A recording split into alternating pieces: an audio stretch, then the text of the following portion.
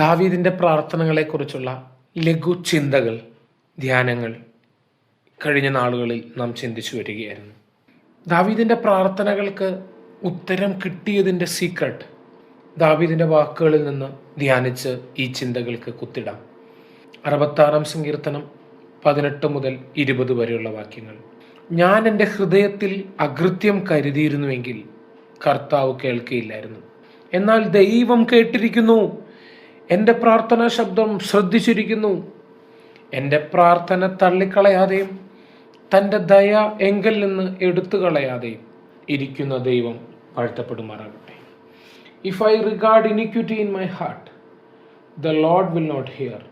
But certainly God has heard me. He has attended to the voice of my heart prayer. Blessed be the Lord, who has not turned away my prayer, nor his mercy from me.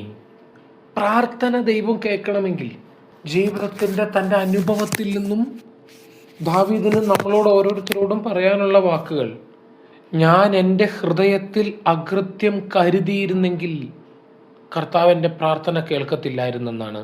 എവിടെയൊക്കെയോ ദാവീദിന്റെ അനുഭവങ്ങളിലേക്ക് തിരിഞ്ഞു നോക്കിയാൽ തനിക്ക് പറ്റിപ്പോയ വീഴ്ചകളുടെ നടുവിൽ ബർശേബയുമായി വന്ന പാപത്തിൻ്റെ നാളുകളിൽ ദൈവസന്നിധിയിൽ ഇടുവിൽ നിന്ന് പ്രാർത്ഥിക്കുമ്പോഴും തൻ്റെ മേൽ ആ കുഞ്ഞ് തനിക്ക് നഷ്ടപ്പെടുന്ന കാഴ്ചകളൊക്കെ ചരിത്രത്തിൽ നമുക്ക് കാണുവാനായിട്ട് കഴിയും. അകൃത്യം കരുതിയിരുന്നെങ്കിൽ ദൈവം പ്രാർത്ഥന കേൾക്കത്തില്ലെന്നുള്ളത് തൻ്റെ ജീവിതത്തിൻ്റെ അനുഭവമാണ്. ഇന്നും ദാവീദ് എന്ന പ്രാർത്ഥനക്കാരന് നമ്മോട് പറയാനുള്ളത്, ദൈവം നമ്മുടെ പ്രാർത്ഥന കേൾക്കണമെന്ന് നമ്മുടെ ഹൃദയത്തിനകത്ത് ആഗ്രഹമുണ്ടോ? ദൈവസഭയിൽ മുട്ടുമടക്കുമ്പോൾ ഒരു ഉത്തരം ദൈവത്തിൽ നിന്ന് വരണമെന്ന് ആഗ്രഹിക്കുന്ന ഒരു വ്യക്തിയാണോ നമ്മൾ? എങ്കിൽ നമ്മുടെ ഹൃദയത്തിൽ നിന്ന് അകൃത്യം നീക്കിക്കളയുക. പ്രവൃത്തിയിലെ അകൃത്യത്തെ നമ്മൾ വളരെ ബോധേഡാണ്, പക്ഷെ നമ്മുടെ ചിന്തകളിൽ നിന്ന് അകൃത്യത്തെ നീക്കിക്കളയുക. ബൈ മിസ്റ്റേക്കിൽ വന്നൊരു തോട്ടല്ല, മനഃപൂർവ്വമായി നാം വെച്ചു പുലർത്തുന്ന കുറെ പാപചിന്തകളെ വിട്ടുകളയാൻ തയ്യാറാവുക. അടുത്ത വാക്ക്, എന്നാൽ ദൈവം പ്രാർത്ഥന കേട്ടിരിക്കുന്നു.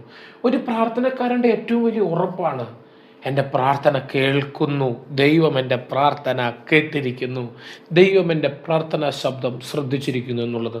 പ്രാർത്ഥിക്കുന്നവന് കോൺഫിഡൻസ് നൽകുന്നത് മറ്റൊന്നുമല്ല, ദൈവം പ്രാർത്ഥന കേട്ടു എന്നുള്ളതിൻ്റെ ഉറപ്പാണ് അവൻ്റെ അകത്ത് വരുന്ന സമാധാനം, അകത്ത് വരുന്ന ബലം എന്ന് പറയുന്നത്. ദൈവം പ്രാർത്ഥന കേൾക്കുന്നതിൻ്റെ കാരണം താൻ അടിയിൽ എഴുതിയിട്ടുണ്ട്. എൻ്റെ പ്രാർത്ഥന തള്ളിക്കളയാതെയും തൻ്റെ ദയ എങ്കിൽ നിന്ന് എടുത്തു കളയാതെയും ഇരിക്കുന്ന ദൈവം വാഴ്ത്തപ്പെടുമാറാകട്ടെ.